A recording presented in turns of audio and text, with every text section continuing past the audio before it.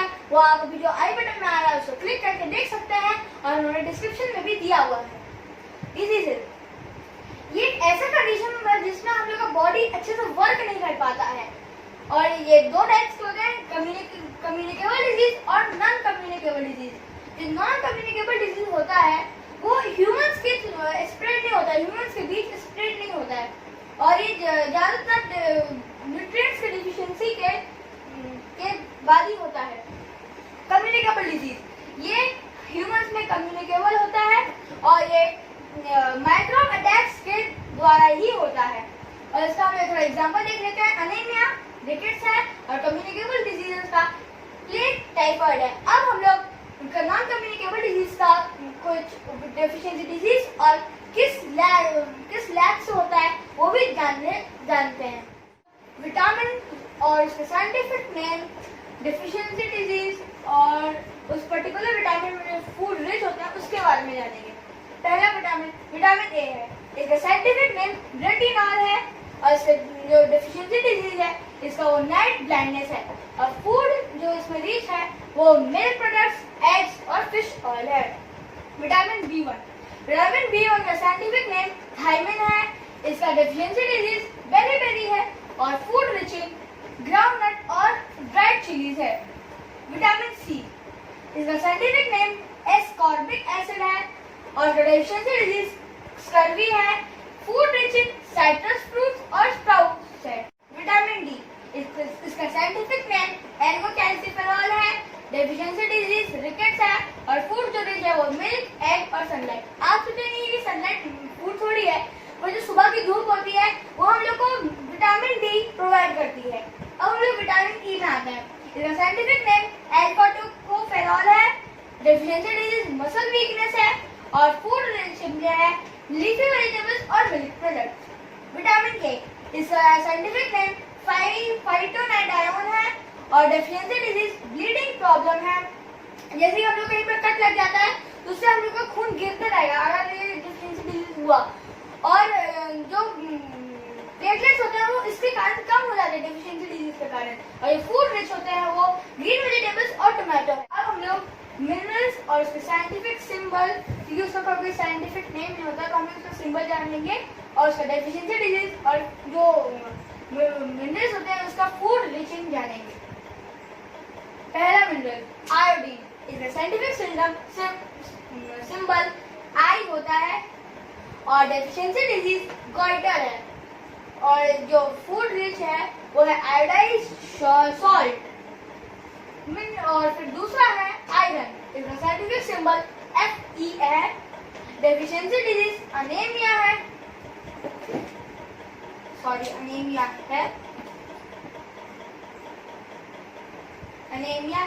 और food rich spinach और leafy vegetables है। कैल्शियम, इसका साइंटिफिक सिंबल Ca है और डेफिशिएंसी डिजीज हाइपोकैल्सीमिया है। ये हाइपोकैल्सीमिया है, ये एक ऐसा होता है कि हम लोग के ब्लड में कैल्शियम की मात्रा कम हो जाती है और इसी की वजह से हम लोग का जो टीथ और बोन है वो बहुत वीक हो जाता है। और फूड जो रिच है वो है मिल्क प्रोडक्ट। जो मिल्क होता है वो पूरी तरीके से मतलब हम लोग कह सकते हैं वो कंप्लीट फूड है क्योंकि वो सब चीज में पाया जाता है, विटामिन सी को छोड़ के सब में। मैंने सब में लिखा नहीं है। अब हम लोग कम्युनिकेबल डिजीजों के बारे में जानेंगे जो कि माइक्रोब्स होता है, microbe germs, bacteria, virus, protozoa, fungi, ये सब जर्म्स हैं। और जो डिजीजेस कॉज बैक्टीरिया से वो है प्लेग, जो कि एक फ्लाई काटती है, जब रैट काटती है, माउस, रैट, रोडेंट्स को जब काटती है तो जो प्लेग होता है वो रोडेंट्स के अंदर चले जाता है, फिर रोडेंट्स हम लोग पे फैलता है। Tuberculosis, TB, typhoid, tetanus, pneumonia और कॉलरा। वायरस में एड्स, कॉमन कोल्ड और भी जो महामारी कोविड-19, चिकन पॉक्स और फ्लू। और जो प्रोटोजोआ है वो है मलेरिया, कालाजार और अमीबिक डिसेंट्री।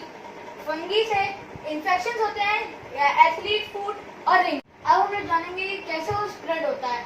पहला, थ्रू एयर, मतलब जैसे अगर एक सिक पर्सन कफ या स्नीज छींकता है तो जो जर्म्स होते हैं उसके अंदर वो रिलीज हो जाते हैं एयर में, और जब एक हेल्दी पर्सन उसको ब्रीथ कर लेता है वो इन्फेक्टेड एयर को, तो वो भी उससे जर्म्स इन्फेक्ट हो जाएगा। और ये कॉमन कोल्ड और फ्लू इसके एग्जांपल्स हैं। थ्रू ए डायरेक्ट कॉन्टेक्ट, अब जब एक हेल्दी पर्सन किसी सिक पर्सन के टॉवल, हैंडकरचीफ, रुमाल किसी भी कांटेक्ट में आ जाएगा, तो जो टॉवल या फिर हैंडकरचीफ में जो जर्म्स है वो उसके अंदर भी चले जाएंगे और फिर वो भी अब उससे इन्फेक्ट हो जाएगा। और इसका एग्जांपल मीजल्स और रिंगवर्म है। Through infected food and water, जब कोई फ्लाइज या फिर फ्लाइज होता है, वो हम लोग के खाना, अगर हमने खाना खुला रखा है तो उसमें अगर बैठ जाएगा और पता चला कि वो फ्लाइज में बहुत खतरनाक बीमारी है, तो फूड में भी हो जाएगा, और फूड को अगर कोई हेल्दी पर्सन खा लेगा तो उसको भी वो जर्म्स इन्फेक्ट हो जाएगा। और इसके एग्जांपल्स पोलियो, टाइफाइड और जॉन्डिस है। अब हम लोग फोर्थ पढ़ेंगे थ्रू इंसेक्ट्स। आप इसका स्क्रीनशॉट ले सकते हैं। अब हम लोग चौथा देखते हैं थ्रू इंसेक्ट्स। जब एक ब्लड सकिंग इंसेक्ट जैसे कि मॉस्किटो, फ्लाइज, ये सब जो होते हैं, जब किसी जो एक डिजीज से इन्फेक्टेड है और वो किसी हेल्दी पर्सन का ब्लड सक करता है, मतलब जैसे ही अपना वो घुसा है इंजेक्शन टाइप, और उसका जो डिजीज है वो हम लोग के ब्लड में घुस जाता है, और उसी से वो जो पर्सन है वो डिजीज से इन्फेक्टेड हो जाता है। जैसे कि malaria, dengue.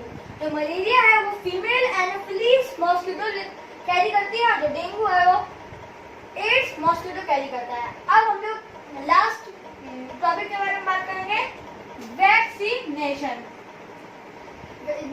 Your use of special substances to prevent harmful diseases like polio is called vaccine and the process is called vaccination. हम लोग जो स्पेशल सब्सटेंसेस जो हम लोग यूज करते हैं किसी हार्मफुल डिजीजेस को प्रिवेंट करने के लिए, जैसे कि पोलियो, उसे हम लोग वैक्सीन कहते हैं और प्रोसेस को वैक्सीनेशन। इसी के साथ हम लोग ये चैप्टर खत्म करते हैं, ये पार्ट भी खत्म, एपिसोड भी खत्म होता है, और हम लोग अगले वीडियो में मिलेंगे जिसमें हम लोग नया चैप्टर शुरू करेंगे। इसलिए थैंक यू, और अब ऐसी समझदारी अपना प्रैक्टिस सेट करने। हम लोग अपने प्रैक्टिस सेट पे आ चुके हैं। अब हम लोग क्वेश्चन नंबर 1 देखते हैं। क्वेश्चन नंबर 1 है कि ए सोर्स विटामिन को बताइए क्या है ये। तो फिर ये तो लेमन है, तो लेमन किस में होता है रिच, तो फिर ये होता है विटामिन सी। तो विटामिन सी खोजिए, विटामिन सी है ऑप्शन नंबर डी में, तो इसका आंसर हो जाएगा ऑप्शन नंबर डी। अब चेक करते हैं, हाँ बिल्कुल ये सही है। अब अगला question number 2, scientific name of vitamin A. Vitamin A का साइंटिफिक नेम क्या है, तो फिर इसका आंसर हो जाएगा ऑप्शन नंबर सी, रेटिनॉल। अब इसका आंसर चेक करते हैं, हाँ आंसर भी सही है।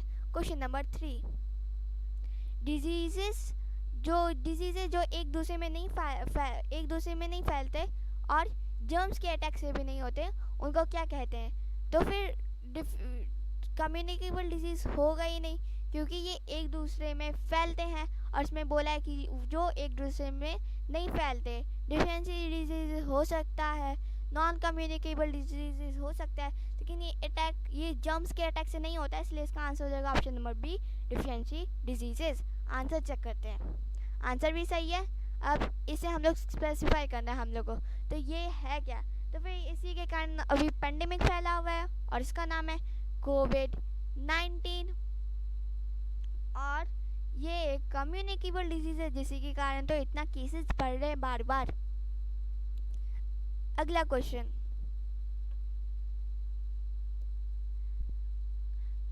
लैक ऑफ विटामिन डी से कौन सा डिजीजेस फैलता है, यानी विटामिन डी की कमी से कौन सा डिजीजेस फैलता है, तो फिर ये बी तो नहीं होगा क्योंकि ये होता है विटामिन ए से, और ये सी भी नहीं होगा क्योंकि बेरी बेरी होता है विटामिन बी से, और डी भी नहीं होगा क्योंकि ये स्कर्वी होता है विटामिन सी से। तो बचा रिकेट्स, यानी रिकेट्स होगा आंसर, रिकेट्स होता है विटामिन डी से। मैंने 4 मार दिया चौका, हाँ आंसर सही है। अब क्वेश्चन ऑफ द डे है कि ये जो एसिड ये जो दिख रहा है वो ये इधर लेमन है, तो फिर लेमन के अंदर कौन सा एसिड होता है? इधर आपको तो पता ही चल गया होगा, इधर लेमन है, तो लेमन के अंदर कौन सा एसिड होता है ये आप गूगल करके भी बता सकते हैं। और ये एक तो ऑर्गेनिक एसिड होता है जो कि सिर्फ सिट्रस फूड में ही पाया जाता है। क्वेश्चन नंबर 2 है कि ये फीमेल एनोफोलिस मॉस्किटो से फैलता है और ये एक कम्युनिकेबल डिजीज है कि नहीं, वो आपको बताना है। तो फिर इसका आंसर आप कमेंट में बताइएगा, और जो भी पहले 2 होंगे उनका आंसर हम लोग अगले वीडियो में बता देंगे। Thank you, bye bye.